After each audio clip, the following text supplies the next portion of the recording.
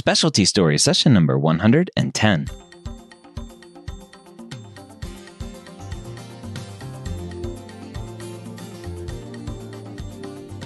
Whether you're a pre-med or a medical student, you've answered the calling to become a physician. Soon you'll have to start deciding what type of medicine you'll want to practice. This podcast will tell you the stories of specialists from every field to give you the information to make sure you make the most informed decision possible when it comes to choosing your specialty. Welcome to Specialty Stories. My name is Dr. Ryan Gray, your host here every week, where I get to have an amazing conversation with a physician about his or her specialty. And this week is no exception. I get to talk to Dr. Shannon Tapia, a new local to me here in the Colorado area. She is a geriatrician and someone who is now going to be doing house calls, which is awesome. We talk all about why she chose geriatrics, what she likes about it, what she doesn't like about it. And I had a great conversation with her because she was hilarious and very forthcoming with a lot of her struggles and issues with the medical system. So hopefully you will get a lot out of this conversation. I started the conversation with Dr. Tapia about why she chose geriatrics. So my father's actually a geriatrician. And so that was my first exposure to medicine. And obviously that was, me growing up medicine was even far more different back then. But that was sort of what I saw medicine as. And I got to he would take me to, every year, take your daughter to work day. And I ended up having relationships with some of his patients. Like I'd read to his, a blind patient of his that lived in assisted living and then a nursing home. And so it was one of those things where I really have always preferred the cognitive aspects of medicine. I mean, I can do procedures. I did family medicine. It was very procedure heavy, but I just never really got super stoked about it unless it was like abscess bursting. That's just satisfying for everybody, right? I mean, so you're a Dr. Pimple Popper fan. Yeah. I mean, it's so gross, but so satisfying. But that's like that and earwax removal are like the only things I get really stoked about procedurally, which pretty much means I should not be a surgeon, right? So, so I realized that, so being exposed to it early on, and then also realizing as I went into medicine and medical school, how truly challenging cognitively geriatrics is, I was drawn to it, essentially. Yeah. What is it about the cognitive load of being a geriatrician that you think you enjoy? So I kind of compare it to being like the Sherlock Holmes of doctors because, our patient population, not only do they have like huge genetic variability if they live long enough, they also have a lifetime of their choices that you throw into the mix of trying to figure out what is going on with them. And they don't present, a lot of their symptoms don't present like your typical textbook.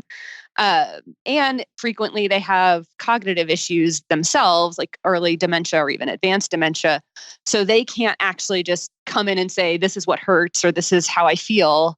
You really have to have a huge differential. You have to get a collaborative history from their family. You have to really know the environment. And I find that very stimulating and challenging and super satisfying when you do figure out what's going on, which, like, say half the time it's med side effects from the specialist throwing a med at them that they should have never been on.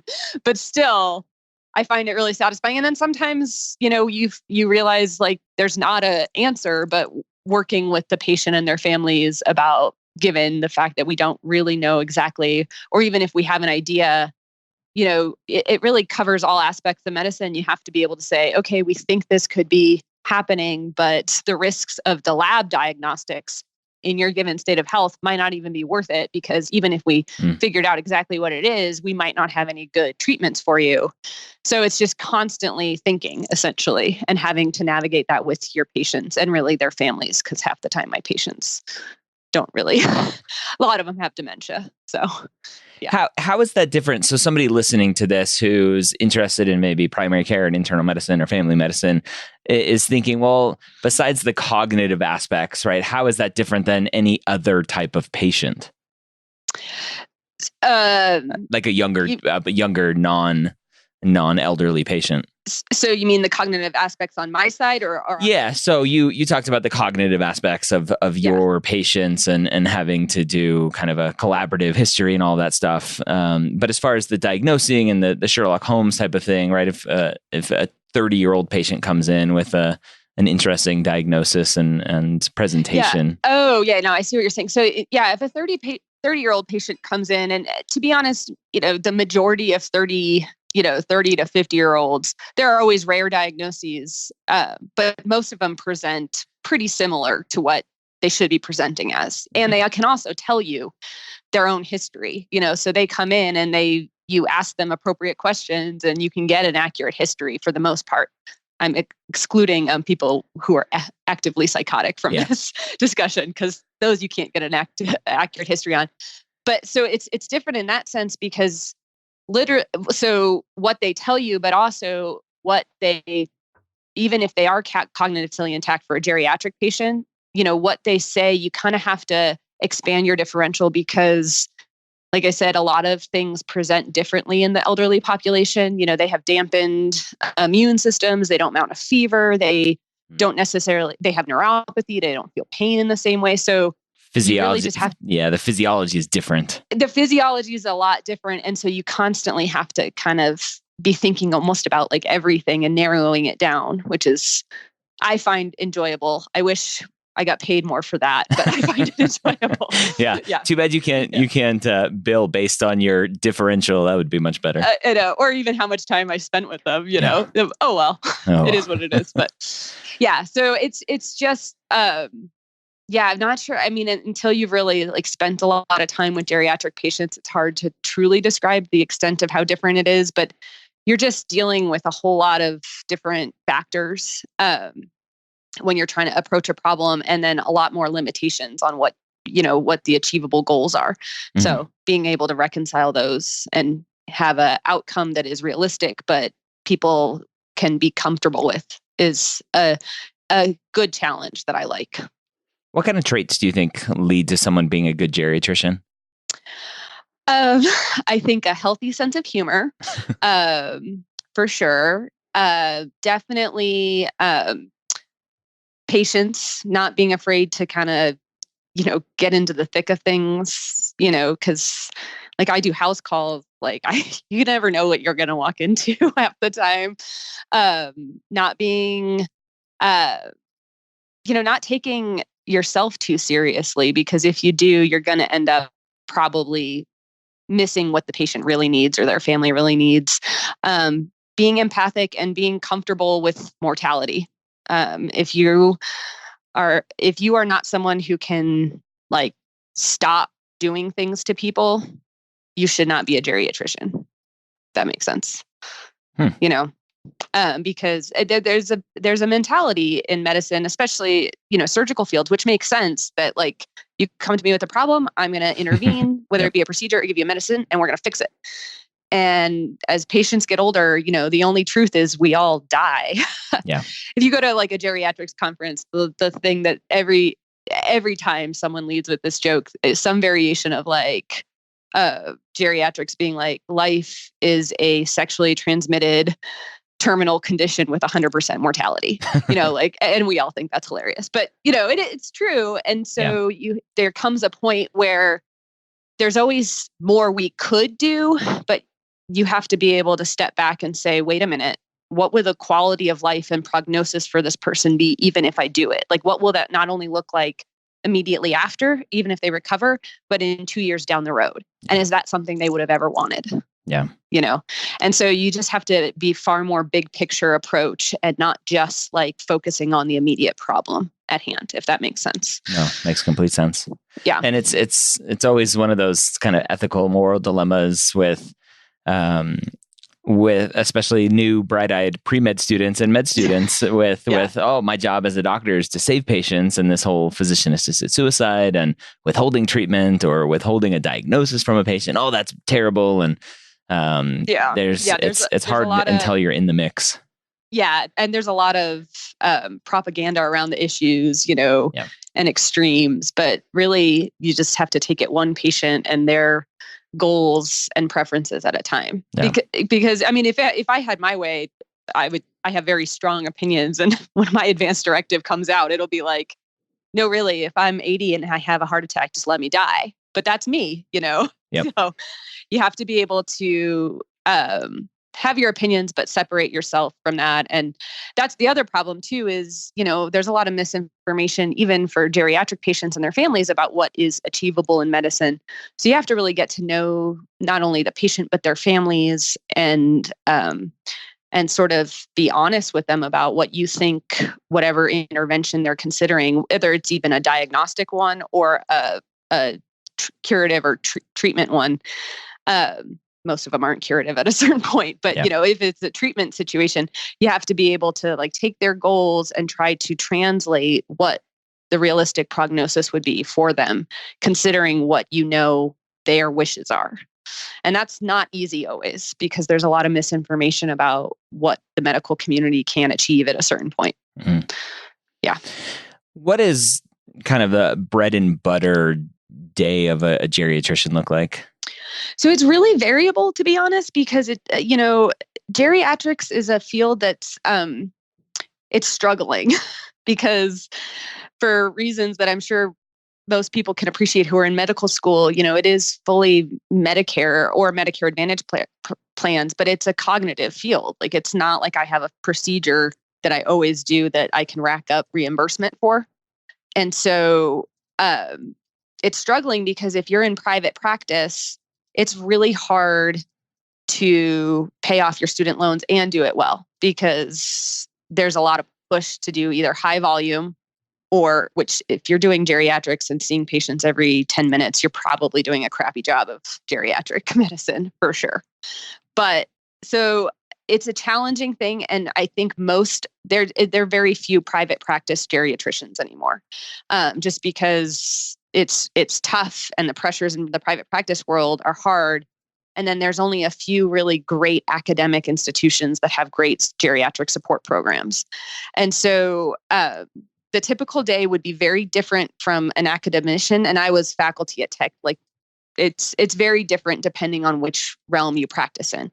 Chances are, if you're in academic geriatrics, you're going to do a mixture of, hopefully they have a geriatric consult service at the hospital you're affiliated with. So you'll be on service a little bit. You'll have heavy clinic and then lots of didactics. But it's been typically pretty hard for academic institutions to do long-term care providing, because that's a whole different set of private regulations that tends to be challenging in the academic setting.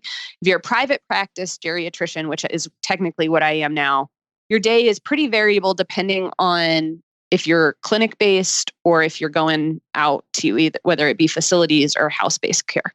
So I am actually in transition. So I don't start my job for a few months, but when I do, it'll look like, hopefully the practice will be in one geographic area. So I'm not driving, from downtown Denver to Boulder to see a house call. Mm-hmm. That won't happen because they know that's not efficient. But the goal will be to see about 10 patients a day, but they'll probably mix them up so that, 4 will be in one assisted living facility, 4 might be in another assisted living facility. So it's not like I'm going to that many houses, and then 2 independent homes within that geographic region.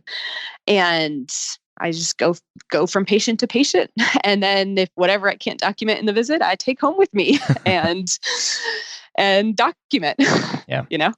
So the bane of every physician's existence, documentation. The bane. It's funny because I believe my frustration, especially being a geriatrician, you can't get away, or it's bad for your patients if you don't write something more than just the click boxes, because a lot of times there's more involved that needs to be put out there. So I also do a little bit of expert witness, and I've done chart reviews, and I'm just like, there is so much chart vomit. What we are required to put in the medical record, so much of it is just completely useless information. Yep. So, yeah. the bane of everybody's existence. So you mentioned something that probably piqued the interest of a lot of students. You mentioned house calls and going to people's houses. Now that kind of brings up images of 1950s, like the neighborhood doctor with his or her, typically his back in those days, black doctor bag, going from house to house to house. Talk about what that experience is like. It's cool. So right before I moved to Denver, I actually did my own, direct primary care house calls. I essentially provided concierge level medicine for practically free. That was not a good business model, but I loved the medicine. It allowed the flexibility I needed because I was essentially a single mom without family. But here I have family support. Anyway, long story short is, so I started doing it. I was fortunate in my geriatric fellowship to get really good exposure to it. I had a very solid clinical geriatric fellowship. That's the other problem with geriatric fellowships is they're hugely variable. Some are more research focused, some are more clinical, so there's a huge variety in what you get. I was very fortunate. Mine was only a year, but it was clinically focused on every level. And so I had exposure to it in a good and bad way, meaning it was good. I realized I loved it. And then I saw how bad it could get, what you could walk into, and still knowing that chose to do it. But part of why I really love doing it is because for the patient population that most geriatricians end up serving, it's not a number like 65. Just because you're Medicare age does not mean you need a geriatrician, right? Like it's really based on your physiology and the individual patients. I've seen 50-year-olds that need a geriatrician because of their early onset dementia and everything they have going on. And I've seen 90-year-olds who are like totally fine. And I'm like, nope, you don't need me. Go to your family doc. So there's a huge variety, but for the majority of the patients that really need geriatricians, going to their home is actually what's best for them and best for really figuring out what's going on with them. Because a lot of times they have, whether it be physical debility or even a mild cognitive debility, getting them to the doctor is a huge deal. They don't drive anymore, or they can't drive anymore. They have family who work, so they really can't get out. And so it's actually what's best for them. And then it also gives me, as their physician, so much more information. And you build a relationship. It's a different level when they invite you into your home and you kind of become part of their family, really. Like you really do. So you have this much more intimate relationship with them, which I think is really key. Like there's a lot more trust involved.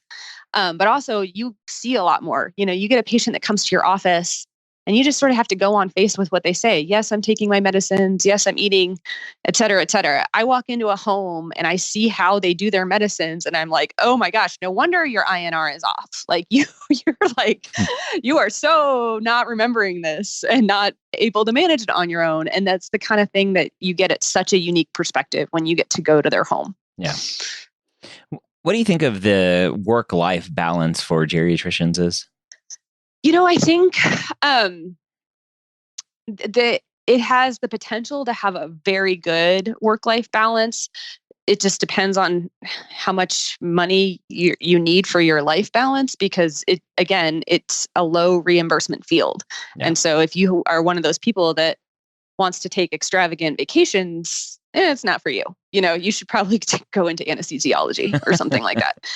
But for me, as like a single mom, and actually not having to be tied to an office where I have to show up exactly at probably 7:45 to be ready for my 8:00 patient, it's huge because, when you're doing, whether you're doing house calls or you're going to like a nursing home or a long-term care facility, there's a time frame that especially with house calls, there's a time frame that when you're like, hey, we're going to be here around this time frame, but because you're coming to them, there's an expectation. We can't account for traffic. We can't account for all of these things. So they know, like, you might not be there exactly at 8, right? So there's a flexibility that comes with having children, but still being able to go out and do that kind of work.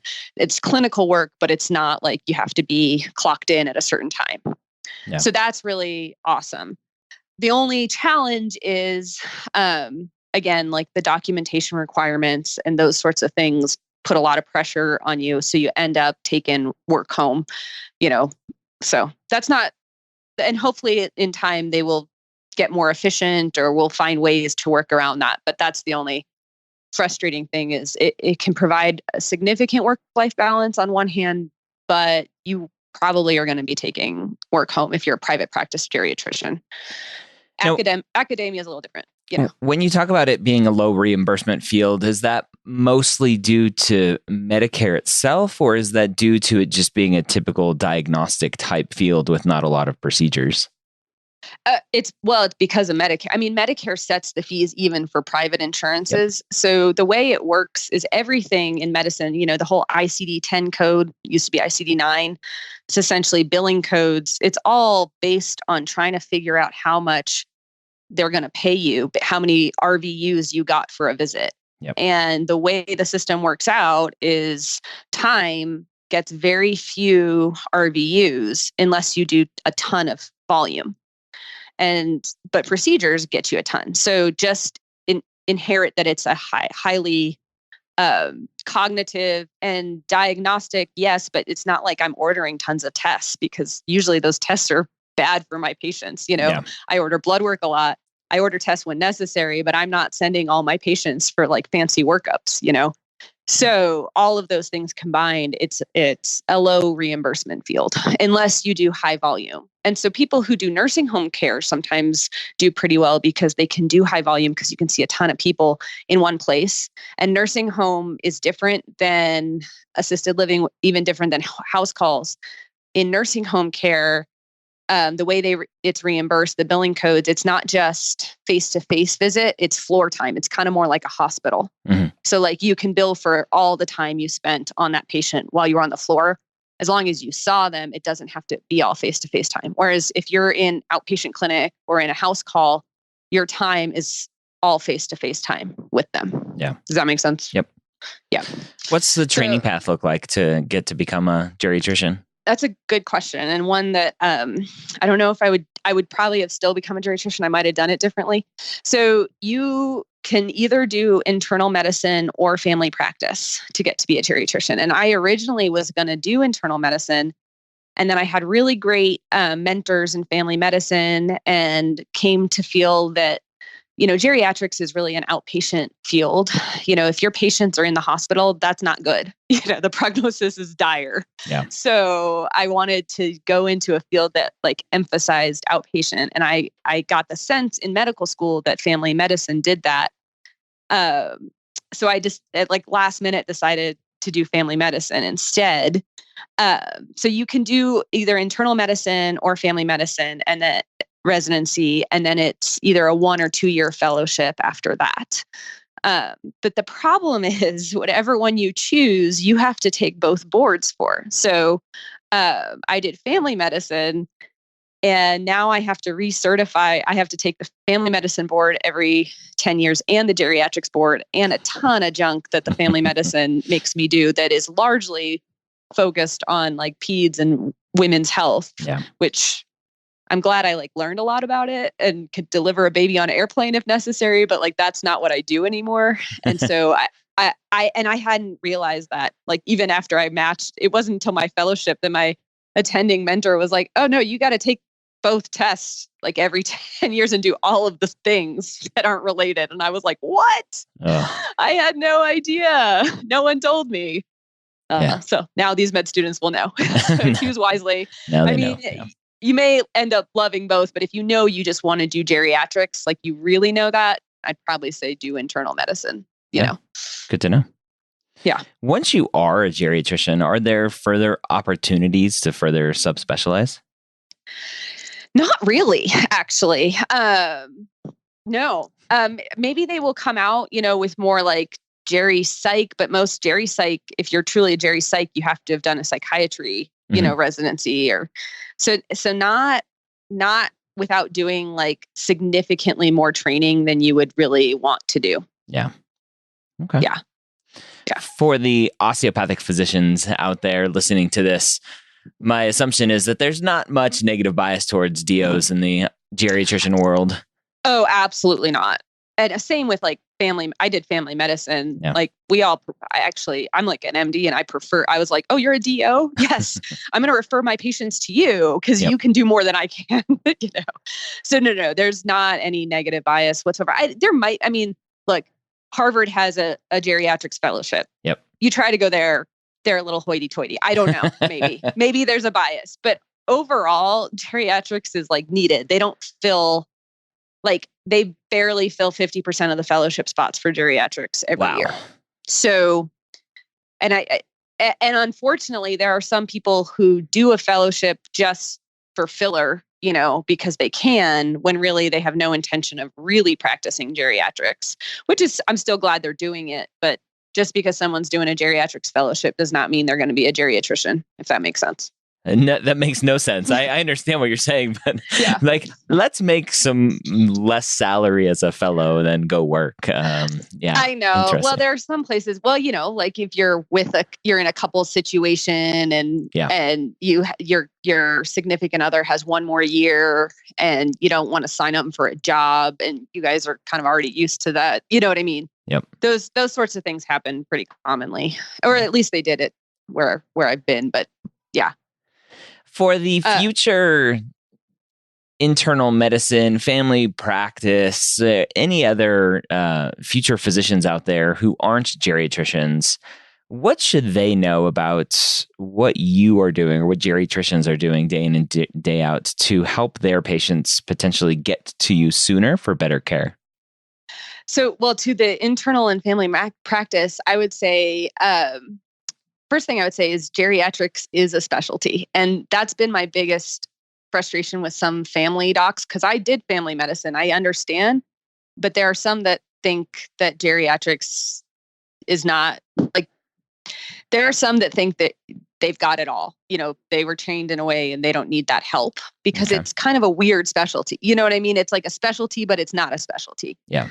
But, so I would say it is, and we are trained to do a lot of the things and give ourselves the time, whether we're given it or not. We take the time because that's what we are trained to do, to recognize a lot of things that can help your patients out. Like, if they are having weird symptoms and are on a ton of different medicines, there's a really good chance we're going to be able to figure out what medicines are actually, causing side effects, try to mitigate that prescribing cascade where, they have a side effect from the med, and rather than like taking away the med, another med is prescribed and then another for the symptoms of that.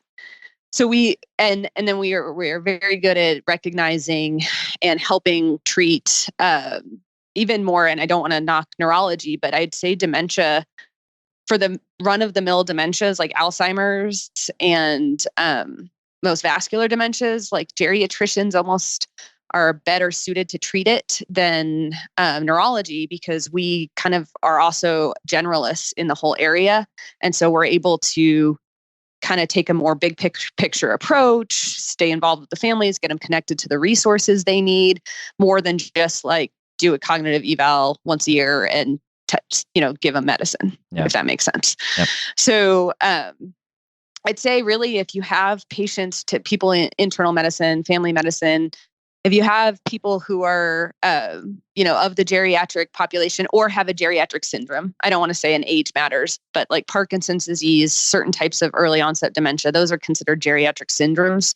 So even if you're like 55 and had them, you would benefit probably from a geriatrician. Lots of chronic illnesses, lots of meds, get a geriatric consult involved. They won't take over, but they can really help. Especially when you have a busy clinic, Q 15-minute schedule, and there's just no way you can address all of those issues. Yeah. So, yeah. What other specialties do you work the closest with? I would say a lot of cardiology, because, so many, especially, I was just in Texas. So again, it probably depends on where you were. Yeah. I think where I was in Texas, like at one point had the highest number of like fraudulent catheterizations in the country. So I don't think but also by the fact of modern cardiology is probably why we have so many geriatric patients that we do, right? Like our biggest advances really are in heart disease.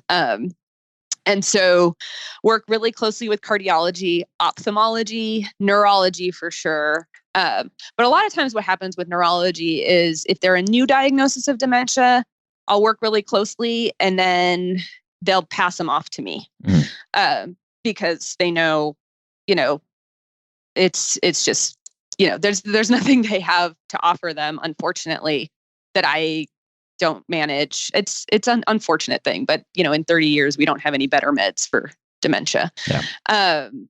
So neurology, gastroenterology pretty frequently, not as frequently nephrology, largely because, you know, dialysis patients don't really like make it to, and then, you know, when I was in my fellowship, they had a really great program and one I had wished to start if I had stayed on faculty where I did.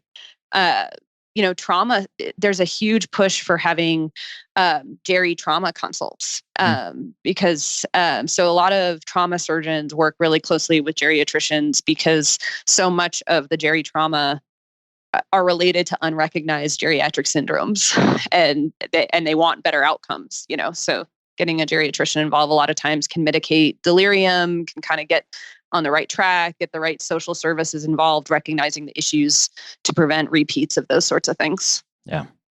Yeah. Are there any special opportunities outside of clinical medicine for geriatricians?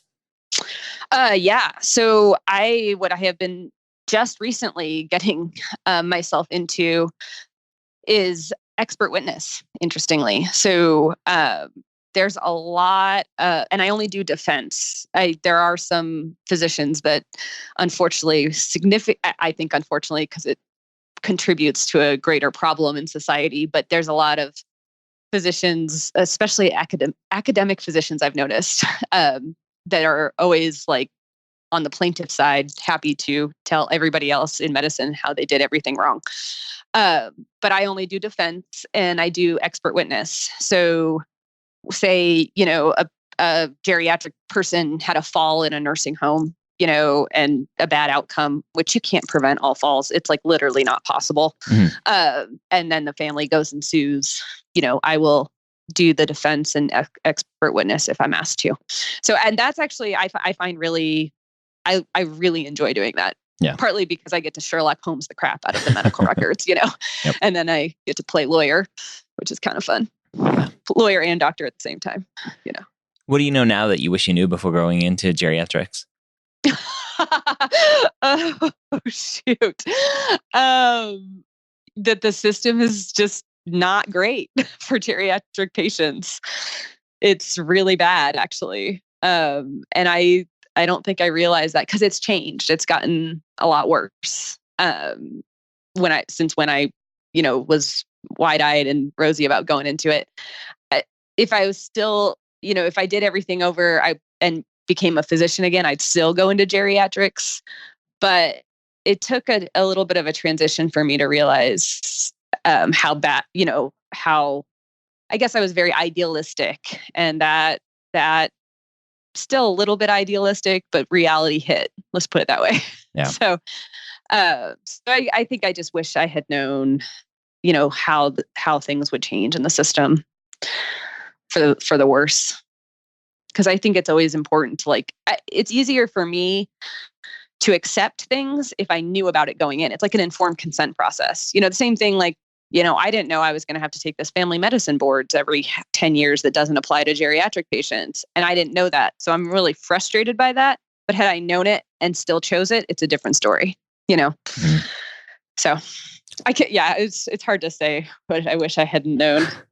But eventually, you know, the thing I get commented when people hear I'm a geriatrician, the thing I get the most from them is like, oh, thank God we need those. And I'm like, yes, we do.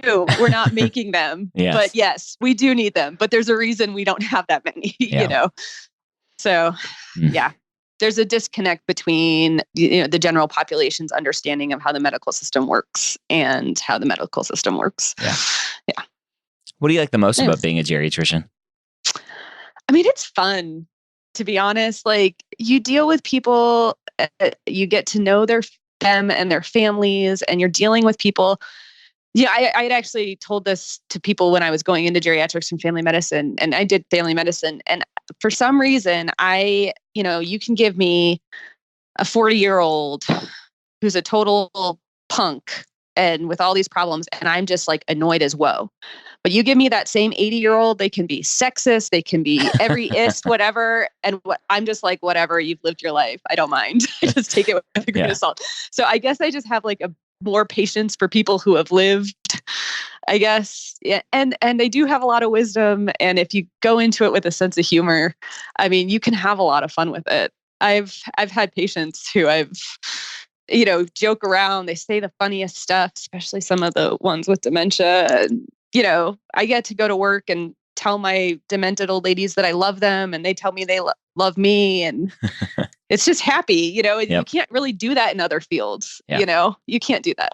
I had this is a funny story. I had a patient in Lubbock when I was doing my private DPC practice, and he's, in his 90s, and Lubbock is, culturally and politically very one-sided. And you go into these assisted livings, and it's just like Fox News constantly on the TV. And I walked into his apartment, and he was, watching Fox News, and we were talking about how I really thought he shouldn't be driving. And I never had to eventually I convinced him to stop driving, but there was a period where I thought I was going to have to write a letter and take away his license. I'm glad it didn't come to that. Yeah. But I do it if I have to. I'm also a mom. I'm a firm believer, if you shouldn't be on the road, retire from driving. Yeah. But at one point he was like, "Oh, you're not going to take my license?" I said, "Oh, well, it's not about your driving." I was like, "I don't want you to be able to vote." And we just laughed. I was joking, but we laughed about it. You could do that with people who have lived or have a little dementia, that you can't do it. That people are too PC these days. It's not the same. Yeah. So I, despite all the hardships, when I'm actually with my patients, I really enjoy it. What do you like the least? The charting. We already talked about that. The system. And, so the charting is a problem because it really just detracts so significantly, and actually how fragmented the system is, because it's so, I can do everything I can to try to call all the specialists and keep in touch with everybody. But even me as the physician calling, can't always get through, and it's just, so the system is so detrimental to the patient population, and it's a growing population, and it's costly. And that's what really frustrates me. So I don't know how yet. I'm in this period where I'm, starting over with a new job, and I'm really focused on not taking risks right now, because I'm I got to pay the bills. I just bought a house in Denver, but I really want to get into advocacy for changing the system eventually, because we will have to. We can't sustain the way we do things now. So, yeah. Do you see any major changes coming to the field of geriatrics that students should be aware of? I think changes to the field, we don't have any fancy, I will tell you this, I stopped subscribing to the Journal of the American Geriatric Society, because every study was oh, you're damned if you do, you're damned if you don't, which it's obvious if you practice. It's if you are untreated depression, you're at high risk for mortality. That's bad. Yeah. But also every single medicine we give you to treat your depression puts you at high risk for morbidity and mortality. So that's what it is. So changes in the field, I don't think so. Where I hope will be changes is the system, Medicare, politics, our legislators will wake up and realize no. We have a lot of evidence to show that when geriatricians are involved, there's better quality outcomes. And that doesn't mean just people not dying, because that's not how we judge our outcomes in geriatrics, right? But it's a better quality of life for whatever they have, and at way less cost to everybody. So if we only judged if you're not dying, you guys would be very bad at your job. Yeah, exactly. Exactly. So I'm so when people are so many of the studies, the outcome is mortality as bad. And I'm well, that's not how geriatrics thinks of it. Because all of our patients are close to that phase of their life. Right. Yeah. And I also do hospice. So a lot of geriatricians do hospice as well, because it just it's a similar mentality as palliative medicine and hospice care. But what I was going to say is, I think the changes that will hopefully come is, they will recognize the need for qualified geriatricians, and hopefully, do some sort of loan repayment for going into it, which is not done consistently now, which I really wish I had. Yeah. But I didn't. So, yeah. Any last words of wisdom for the student who has been now introduced to geriatric medicine in a way that's like, oh, that is kind of interesting. I want to go look into it some more. If I would say it is one of the most fascinating medically fields you can go into, because you do constantly have to use your mind. You have to be an expert at pharmacology. You have to be kind of an expert in psychiatry in some ways, because you're constantly, wondering, okay, is this a psychiatric thing or is this new onset dementia? And then the physiology is fascinating. The pathophysiology is fascinating. I get really excited about, EGFRs. If you're somebody who just really likes to think and also really loves relationships, it's a great field for you.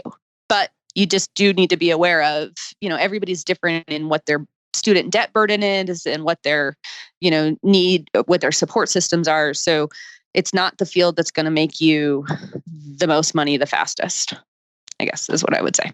All right. So there you have it. Again, Dr. Shannon Tapia, geriatrician here in the Colorado area. If you have been interested in geriatrics, or if you didn't know anything about geriatrics, hopefully this episode has enlightened you, given you some information, and maybe gave you the encouragement to go seek out a mentor in the field of geriatrics. I hope you enjoyed this episode. Next week, we have a great conversation with a pediatric orthopedic surgeon about his specialty and much more. Have a great week. We'll see you next time here on Specialty Stories.